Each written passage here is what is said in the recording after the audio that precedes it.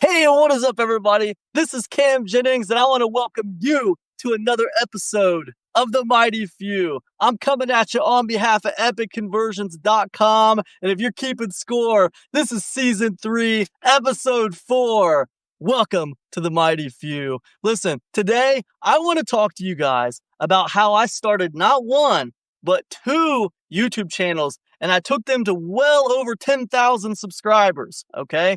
That's what I want to talk to you about today. And I want to give you some of my takeaways from that experience. Now, listen, the reason I'm talking to you about this is not to take a trip down memory lane. It's because I want to tell you some things about these experiences that I think are still extremely valid today, extremely relevant today, that you can actually take away from the video here, this story that I'm telling you, and you can go and you can start your own thing, okay? That's why I'm telling you these things, all right? And I want to tell you these things not from a declarative standpoint where I'm telling you what to do, okay? I'm not trying to tell you what to do, okay? I'm telling you what I did and what I think is still relevant to today, okay? So what I'm going to tell you about today is two YouTube channels that I started, all right? And this is verifiable. You can go look at these YouTube channels, and I'm going to tell you what their names are, okay? So you can go look at them if you want to and see what I'm saying is absolutely correct, all right? So let me tell you the story of these two YouTube channels and how I took them to over 10,000 plus subscribers, all right? So the first YouTube channel, it was started because I wrote a book on Amazon, all right? And the book is called Broke to Boss. I've talked to you about it in previous episodes. But I wasn't happy with how many sales I was getting on that book. So I decided I'd start a YouTube channel talking about exactly what I was talking about in that book, all the things I was doing at the time, my experiences, what I was doing. I was talking about what I was doing, okay? And I called that channel the Zero Fats channel. And like eventually that channel got terminated by YouTube, and I started another channel. And when I started that other channel, I called it the Zero Fats Returns channel. Okay. Well, the Zero Fats channel already had a couple thousand subscribers, right? So what I was doing was working. So when I started the Zero Fats Returns channel, I was talking about the same stuff, right? And of course, I took that one to, over like 15,000 subscribers. And so that was pretty cool. And I used that YouTube channel to drive traffic to my ebook, increase ebook sales. Then I used that YouTube channel to drive traffic to my membership club and increase membership club sales. What was I doing on that channel, with the Zero Fats Returns channel to take it to over 15,000 subscribers? What was I doing? And now you also might think, hey man, I don't know if 15,000 subscribers is that impressive. Well, first of all, you can look this up. Go ahead and do a Google search for how many YouTube channels actually have over 10,000 subscribers. Go ahead and do a Google search on that and tell me what you find out, okay? You're probably going to find out it's not that many. It's like the top 10% of YouTube channels make it to over 10,000 subscribers, okay? So it's probably more impressive than you think. But the other thing you should ask yourself is, do I have a YouTube channel with 10,000 subscribers? Okay?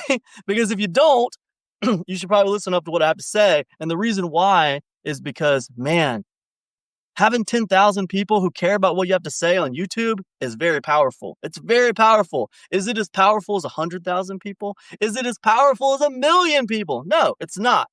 But it's powerful enough to build you an extremely responsive email list and to make you a bunch of money. Okay. So excuse me. How did I do it? All right. What did I do?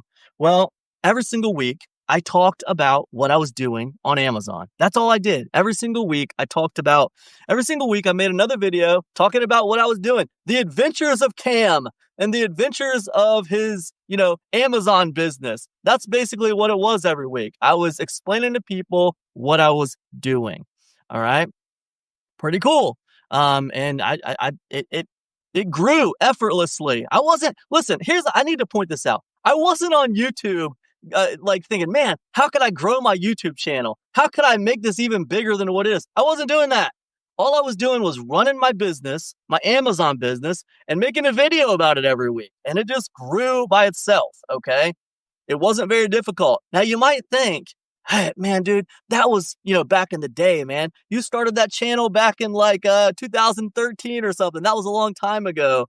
Things are different now on YouTube. Things are different now. It's not the same as, yeah, man, look, things are always different. Things are always changing. But let me tell you something. There are some things that remain the same, okay? And I'll tell you a couple things that remain the same. One, niching down still matters. You can still reduce your competition and get better results when you niche down. Okay. That hasn't changed.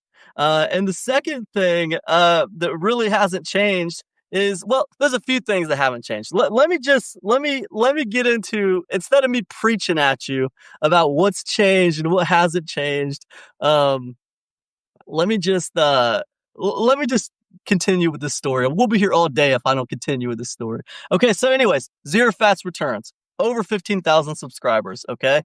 What was I doing? I was just basically talking about what I was doing. I was making a video a week, okay? You can say, well, things change. It's not the same. Let me tell you something. Some things don't change, all right? So let me just put that out there.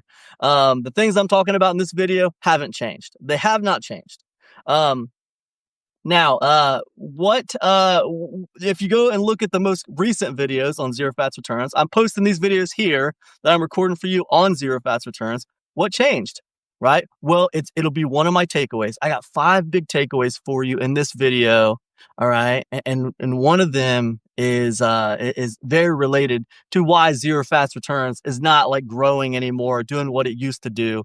I used to get thousands and thousands of views on Zero Fats Returns when I put out a video. Now it's like 20, 30, 40 views. It's pretty much a dead YouTube channel, but it's not dead. It's got its subscribers, but it's not like going crazy with growth anymore, right?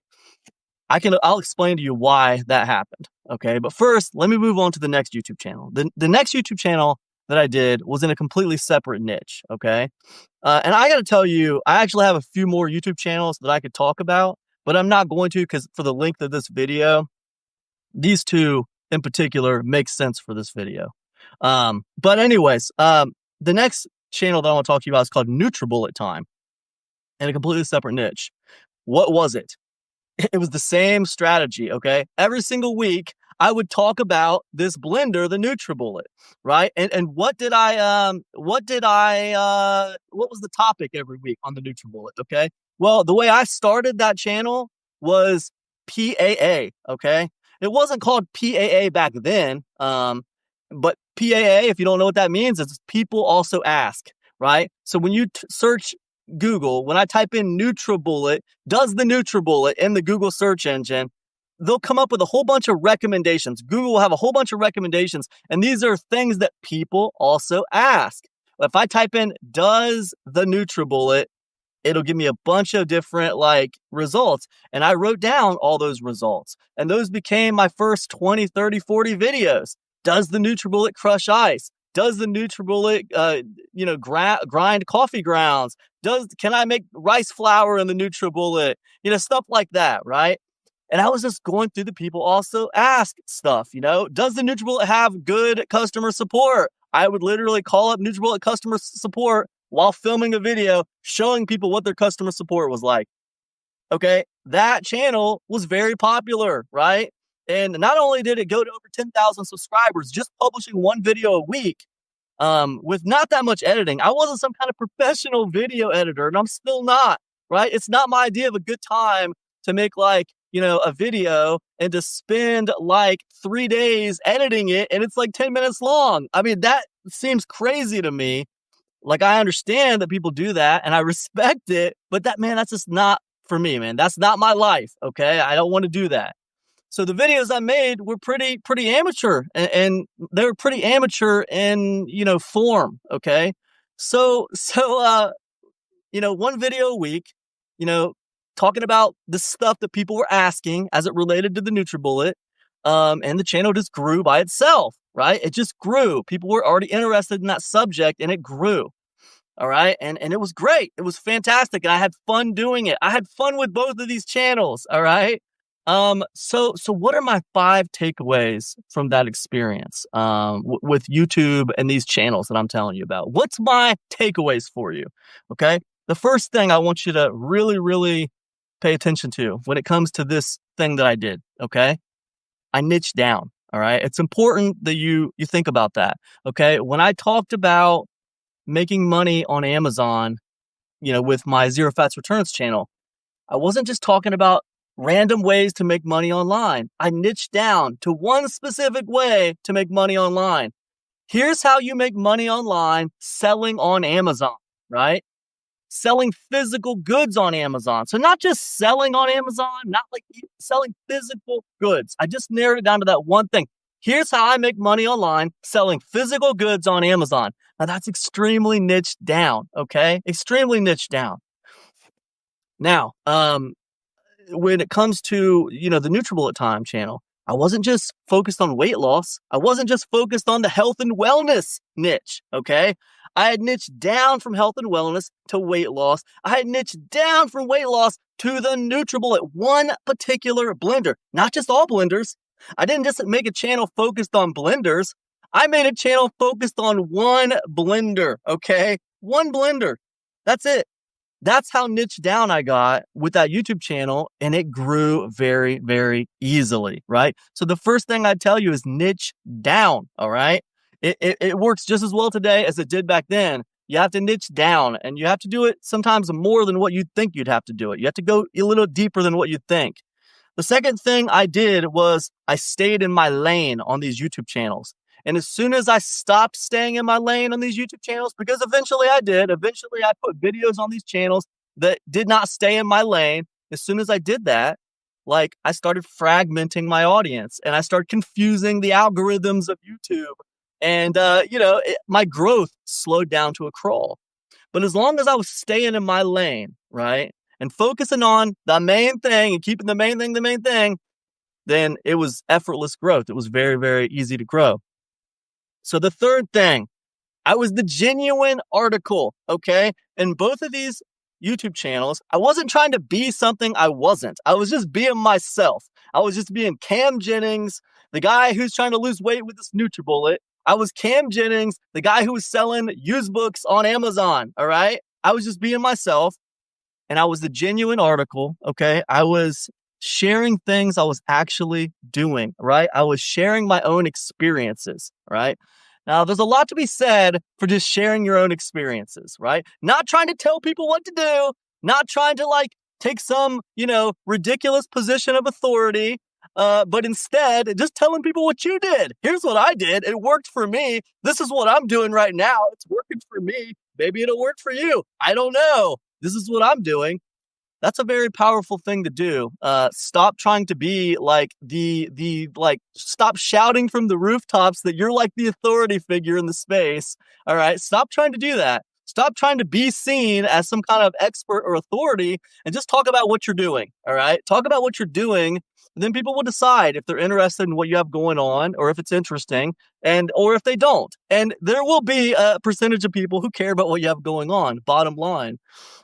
So that's the next thing. I was the genuine article. Okay. 4, I verified the audience size. Okay. In both of those channels, when I started them, I'm going around YouTube and I'm looking at the other people in that particular space. Oh, I'm going to be in the, I'm going to make videos about selling used books on Amazon. Is there anybody else making videos about selling used books on Amazon?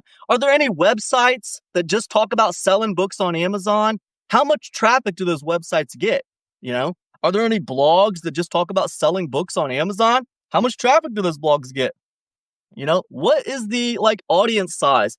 Using the tools that I have available to me, how can I figure out how many people care about this subject? I mean, I know people care. I knew people cared about, Amazon, but how many people cared about selling on Amazon, right? At the time.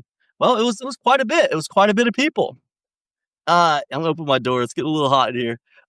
So yeah, I verified the audience size. Now same with NutriBullet Time, man. I'm looking around. I'm trying to figure out, who else is just talking about the NutriBullet? Who else is how many people care about the NutriBullet? That's easy with the NutriBullet, right? They have a website, NutriBullet.com. I just, saw how much traffic NutriBullet.com was getting, and I see, oh, it's getting this many million visitors a month. Okay, wow. If I just had 1% of that audience size, I'm in business. I'm in business. Okay. And it's perfect. So it's easy to verify the audience size in a lot of cases. It's pretty easy just using some, websites that deal with that particular subject. And why do we verify audience size? Why do we do that? Because we're trying to gauge whether we're niched down too far, right? Even though, in this day and age, they say YouTube's pretty saturated. Well, so you don't want to niche down too far just in an effort to eliminate your competition. Some competition's okay. You just don't want so much competition that you're completely drowned out and you will never have a video competing at all on YouTube. It'll just be completely buried. So you got to eliminate some of that competition by niching down, but you don't want to niche down too far.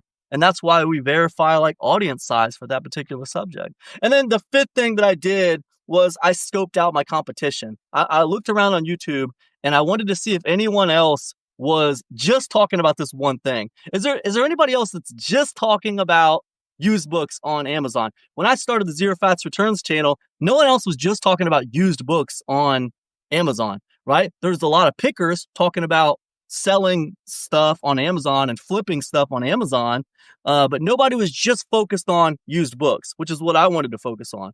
And then with the NutriBullet time, there wasn't any other channels at the time that I found that were just talking about the NutriBullet. There was channels talking about blenders. There was channels talking about losing weight, but nobody was just talking about the NutriBullet. So when I started NutriBullet time and I just focused on that one thing, it was pretty easy to grow because I very quickly became the obvious expert in YouTube algorithms' eyes. Whenever someone had a question about the NutriBullet, it started pulling up my stuff because I was answering. People also asked questions, and I was the only one that just talked about this one subject. Okay. So anyways, that is how I grew 2 YouTube channels to over 10,000 subscribers. It was a lot of fun doing it. I could actually tell you a lot more stories about YouTube, how I monetized my YouTube channels. Well before I had 10,000 subscribers, they were monetized in other ways. But that's a story for another day. Anyways, listen, I hope this video has been helpful to you. Man, I wish you the absolute best of luck in all your journeys. If you like this content, man, you're going to be helping me out by sharing this content, okay? If you like what I have to say, make sure you sign up for my email list. I'm at epicconversions.com. Feel free to send me an email with any questions you might have. I'm at camjenningspro@gmail.com. Man, I wish you the absolute best in all your ventures and have a great freaking day. Peace.